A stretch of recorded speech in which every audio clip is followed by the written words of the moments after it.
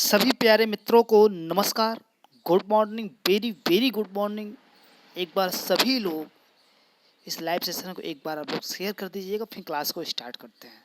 तो सभी को, प्यारे मित्रों को, सभी प्यारे भाई बंधुओं को एवं सभी प्यारे हमारे छात्रों को मेरा नमस्कार। और एक बार सिर्फ आप लोग इस लाइव सेशन को एक बार आप लोग शेयर कर दीजिएगा, ठीक है। क्लास को स्टार्ट करते हैं बिना समय गंवाए, ठीक है।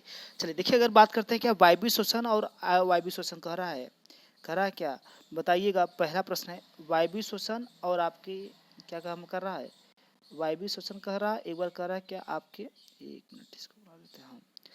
वायवीय शोषण और अनाक्षिक शोषण में आपकी अंतर मतलब कौन सा कॉमन होता है? क्या समान सबस्ट्रेट होता है, क्या ग्लाइकोलिसिस होता है, क्या पायरुवेट तेजाब होता है, क्या उपयोग सभी होता है? बताइए दोस्त, क्या होगा? वायवीय शोषण और अनाक्षिक शोषण के बीच समान होता है, तो जानिएगा वायवीय शोषण और अनाक्षिक शोषण दोनों क्या होता है? ग्लाइकोलिसिस आपका समान होता है। ग्लाइकोलिसिस आपके वायवीय शोषण में भी होता है और अवायवीय शोषण में होता है। चलिए नेक्स्ट प्रश्न में आगे बढ़ते हैं दोस्त।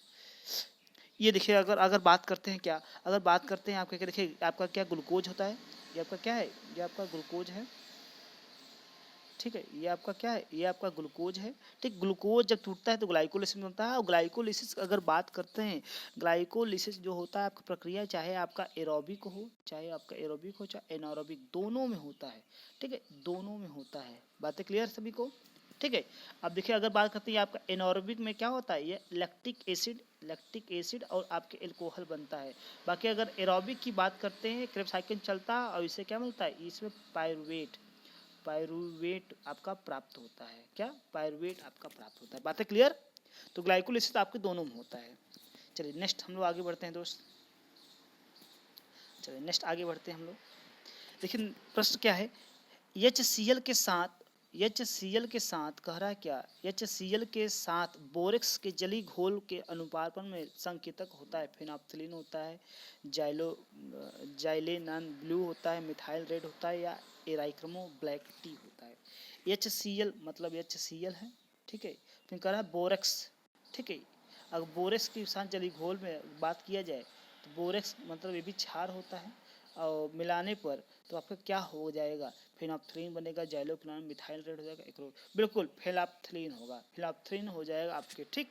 जब कराते हैं इनका रिएक्शन क्या होता है, आपके फिनोप्थिलीन बनता है। बिल्कुल करेक्ट जवाब है दोस्त। आगे बढ़ते हैं हम लोग। चलिए देखिए, अगर बात करते हैं क्या, एक बड़ी प्रकाश करा क्या, करा क्या, हाँ, एक बड़ी प्रकाश की एक बीम के माध्यम से दूसरे माध्यम गुजर रहे तो उसमें कौन सी मात्रा नहीं बदलती? बिल्कुल।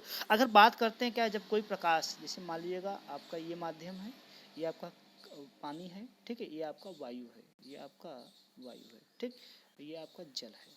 जब प्रकाश क्या करता है, एक माध्यम से दूसरे माध्यम में जाता है तो जानिएगा क्या क्या चेंज होता है, बल्कि तरंग दैर्ध्य चेंज हो जाता है, वेग चेंज हो जाता है, और आपके आयाम, लेकिन आवृत्ति आपकी चेंज नहीं होती। इसके लिए इसका आंसर क्या हो जाएगा, बी, बिल्कुल करेक्ट जवाब। बातें क्लियर सभी को, बातें क्लियर। चलिए दोस्त आगे बढ़ते हैं हम लोग, ये देखिए आप कह रहा क्या, जब कोई प्रकाश एक माध्यम दूसरे माध्यम जाता है, मतलब क्या, ये आपका जो कोई प्रकाश किरणें आती है इसे बोलते हैं क्या, इंसिडेंट लाइट। इसे क्या बोलते हैं, इसे बोलते हैं इंसिडेंट लाइट, इसे बोलते हैं इंसिडेंट लाइट। जब प्रकाश किरण यहाँ आती है, दूसरे माध्यम में जा रही है और थोड़ा अपने मार्ग से विचलित हो जाती है, इसी घटना को बोलते हैं क्या, इसे बोलते हैं रिफ्रैक्टेड ले, या इसे बोलते हैं क्या, इसे बोलते हैं अपवर्तन लाइन बोलते हैं, ठीक है, अपवर्तन लाइन बोलते हैं। तो बातें क्लियर सभी को बातें क्लियर दोस्त। आगे बढ़ते हैं हम लोग। फिर कह रहा क्या, यक्ष तरंग भेदन की, यक्ष तरंग करा क्या, यक्ष तरंग भेदन की करा क्या, यक्ष तरंग के भेदन की प्रबलता के लिए किस को बढ़ाया जा सकता है?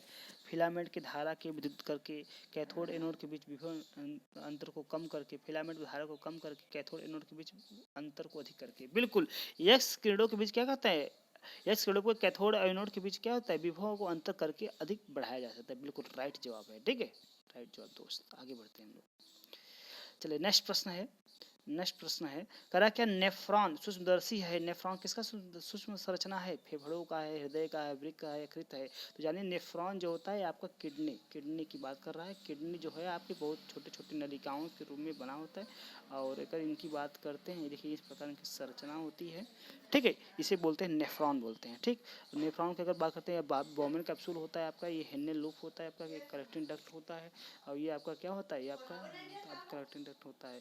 हाँ ठीक, पढ़ा रहे हैं, ठीक है, करेक्टिंग करते हैं। बात क्लियर सभी को, ठीक है, आगे बढ़े हम लोग। चलिए आगे बढ़ते हैं हम लोग दोस्त, आगे बढ़ते हैं। इसका आंसर क्या हो जाएगा, इसका आंसर आप बताइए, नेफ्रॉन का। नेफ्रॉन कितने हो जाएगा, बिल्कुल राइट जवाब दोस्त। आगे बढ़ते हैं हम लोग, आगे बढ़ते हैं। ये देखिए नेफ्रॉन का चित्र आपको दिख रहा होगा, नेफ्रॉन का चित्र दिख रहा है आपको सभी को, बताइए एक बार। नेफ्रॉन चित्र दिख रहा है, ये आपका नेफ्रॉन का ये वाला सबसे बाहरी वाला बोलते हैं क्या, बोमेन कैप्सूल बोलते हैं।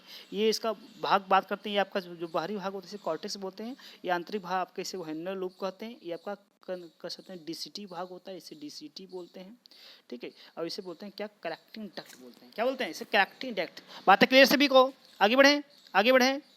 चलिए नेक्स्ट प्रश्न है आपके सामने, नेक्स्ट प्रश्न आपके सामने है, कह क्या लाल रक्त कोशिकाओं का उत्पादन होता है, अस्थि मज्जा में होता है, हृदय में होता है, यकृत में होता है, मेरुदंड में होता है। तो लाल अस्थि मज्जा का कह सकते हैं, लाल रक्त कोशिकाओं का उत्पादन होता है, बिल्कुल करेक्ट जवाब है, अस्थि मज्जा में, बोन मैरो में क्या होता है, लाल अस्थि मज्जा का निर्माण होता है। बातें क्लियर सभी को, ठीक है। जैसे आपका हड्डियां होती है, अगर हड्डियों की बात करते हैं, हड्डियां अंदर से क्या होती है, खोखली होती है भाई साहब।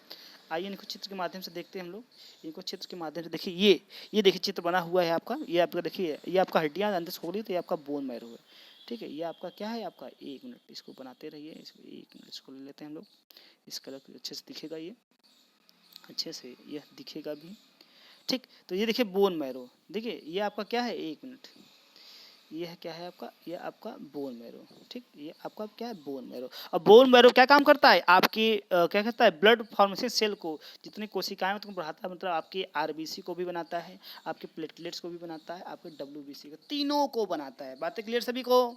चलिए दोस्त आगे बढ़ते हैं हम लोग, फिर करिए देखिएगा।